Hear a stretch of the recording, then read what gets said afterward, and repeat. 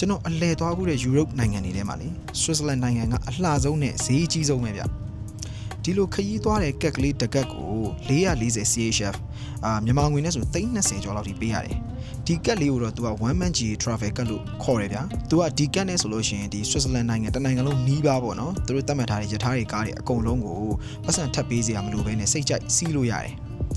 တကယ်တော့ကျွန်တော်ကဒီတစ်ခေါက်ဒီမှာ73ရက်လောက်ပဲလဲပတ်မှာဒါပေမဲ့ကျွန်တော် trip plan ကိုကြည့်လိုက်တဲ့အခါမှာကျတော့ဒီရထားကားကြီးပဲကို CHF 600ကျော်လောက်ကြာမှာအဲ့တော့ကျွန်တော်ကမထူးဆိုပြီးတော့ဒီတလစာ440တန်း one man G travel ကက်ကိုဝယ်လိုက်တယ်ပေါ့ဗျာဒီမှာလေအဲ့လိုမျိုး travel ticket တွေကအသက်25နှစ်အထက်ဆိုရင်တစ်စီးအသက်25နှစ်အောက်ဆိုရင်တစ်စီးဗျာကျွန်တော်မနစ်ကဒီကိုလာတော့ဆိုလို့ရှိရင်အသက်က25နှစ်အောက်ဆိုတော့ကျွန်တော်က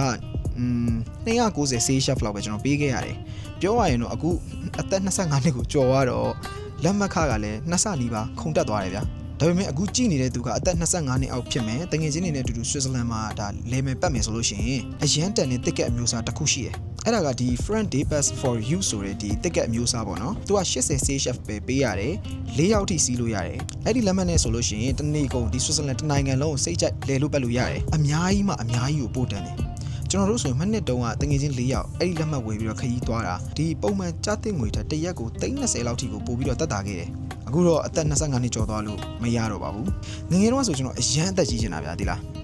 အခုတော့ကျွန်တော်အသက်ကြီးရတာတော့တော်တော်ညင်းငွေလာပြီကျွန်တော်အသက်ကြီးမကြီးချင်တော့အိုးပြီဒီနေ့တော့ဒီလောက်ပါပဲနောက်နေ့မှတွေ့ကြတာပေါ့